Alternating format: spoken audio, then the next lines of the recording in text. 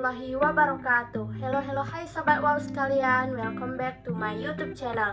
Masih bersama Yolanda Wulandari. Nah, pada video kali ini kita akan sama-sama belajar dan membahas tentang manajemen pendidik dan peserta didik bab 8 pada mata kuliah pengelolaan pendidikan yang diampu oleh Bapak Dr. Muhammad Kristiawan MPD. So, enjoy and happy watching.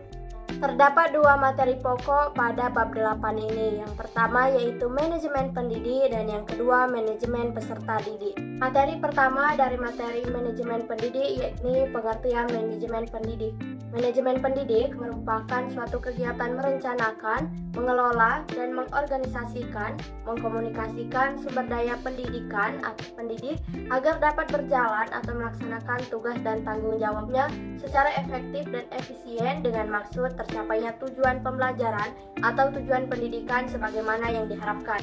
So, materi yang kedua yaitu tugas, kewajiban, dan hak pendidik. Yang pertama, tugas pendidik. Supardi pada tahun 2013 menyebutkan tugas seorang pendidik terdiri atas beberapa hal yaitu sebagai berikut. Yakni tugas guru sebagai profesi. Mendidik, mengajar, dan melatih anak didik adalah tugas guru sebagai profesi. Yang kedua, tugas guru di bidang kemanusiaan. Tugas guru di bidang kemanusiaan adalah sebagai orang tua kedua di sekolah. Yang ketiga, tugas guru di bidang kemasyarakatan. Tugas guru di bidang kemasyarakatan adalah mendidik dan mengajar masyarakat untuk menjadi warga negara yang bertanggung jawab dan menjunjung tinggi nilai moral, sosial maupun keagamaan dan menjadikan anggota masyarakat sebagai insan pembangun. Selanjutnya, kewajiban pendidik. Kewajiban pendidik dalam Undang-Undang Nomor 20 pada tahun 2003 antara lain yang pertama menciptakan suasana pendidikan yang bermakna, menyenangkan, kreatif, dinamis, dan dialogis. Yang kedua, mempunyai komitmen secara profesional untuk meningkatkan mutu pendidikan. Dan yang ketiga, memberi teladan dan menjaga nama baik lembaga, profesi, dan kedudukan sesuai dengan kepercayaan yang diberikan kepadanya. Yang terakhir, hak pendidik. Hak pendidik dalam Undang-Undang Nomor 20 pada tahun 2003 adalah yang pertama, penghasilan dan jaminan kesejahteraan sosial yang pantas dan memadai. Yang kedua, penghargaan sesuai dengan tugas dan prestasi kerja. Yang ketiga, pembinaan karir sesuai dengan tuntunan pengembangan kualitas. Yang keempat, perlindungan hukum dalam melaksanakan tugas dan hak atas hasil kekayaan intelektual. Dan yang kelima, kesempatan untuk menggunakan sarana, prasarana, dan fasilitas pendidikan untuk menunjang kelancaran pelaksanaan tugas. Beranjak ke materi selanjutnya yaitu peran pendidik. Berikut adalah peranan guru dalam nuansa pendidikan yang ideal menurut Supardi pada tahun 2013. Yang pertama yaitu guru sebagai pendidik, selanjutnya guru sebagai pengajar, sebagai pembimbing, sebagai pelatih, sebagai penasehat, sebagai korektor, sebagai organisator, sebagai motivator, sebagai fasilitator, sebagai pengelola kelas, sebagai mediator, dan guru sebagai evaluator. Materi berikutnya, penguasaan kompetensi pendidik. Seorang pendidik harus menguasai sejumlah kompetensi, baik kompetensi yang sifatnya sangat mendasar maupun kompetensi yang sifatnya tuntunan dan pengembangan dari profesi keguruan. Supardi pada tahun 2013 mengemukakan kompetensi pendidik sebagai berikut. Yang pertama, penguasaan kompetensi dasar.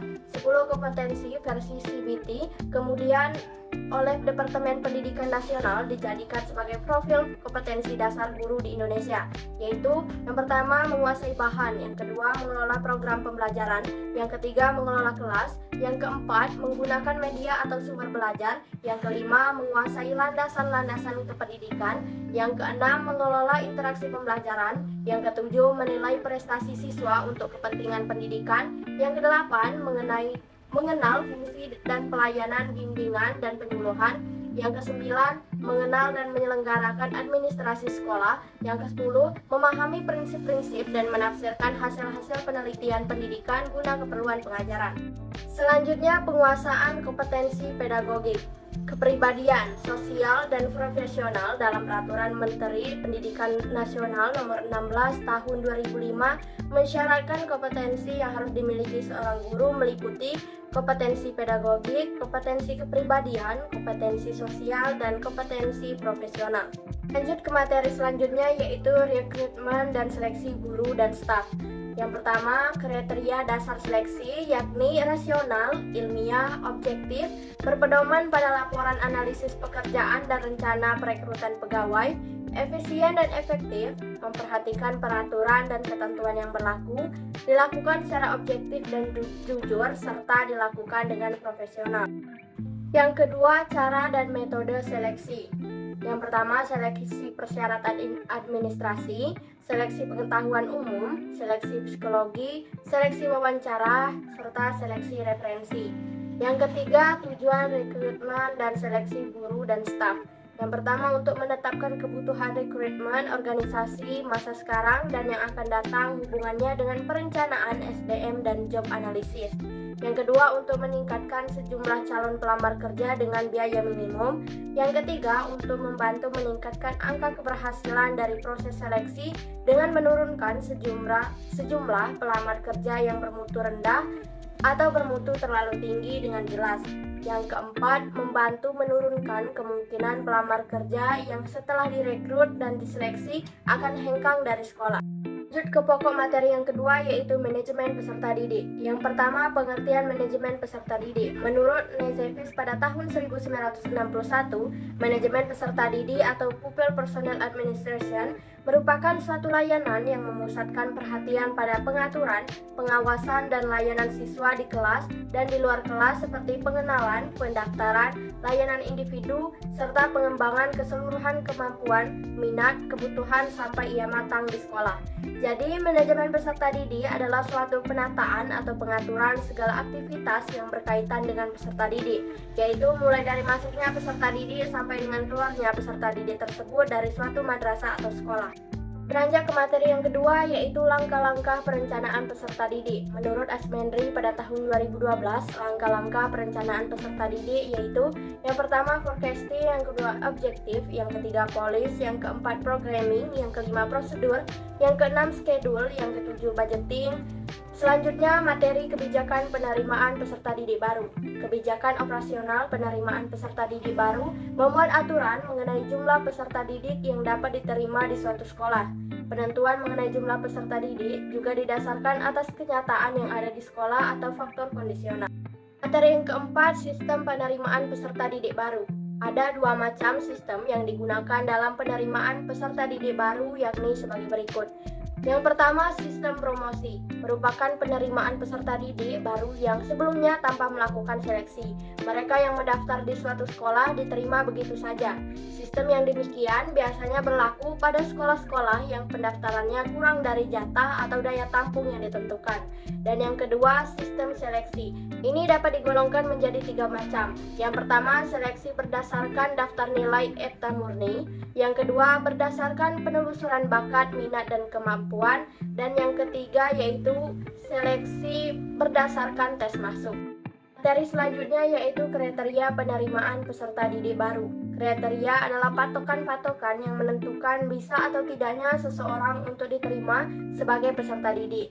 Terdapat tiga macam kriteria penerimaan peserta didik, yaitu sebagai berikut. Yang pertama, kriteria acuan patokan. Merupakan suatu penerimaan peserta didik baru yang didasarkan atas patokan-patokan yang telah ditentukan sebelumnya.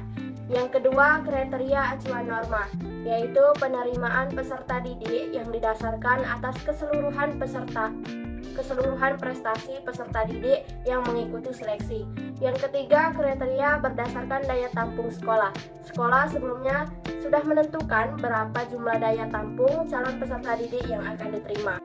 Materi selanjutnya yaitu rekrutmen peserta didik. Menurut Asmendri pada tahun 2012, rekrutmen peserta didik merupakan proses pencarian dan menentukan peserta didik yang nantinya akan menjadi peserta didik di sekolah yang bersangkutan.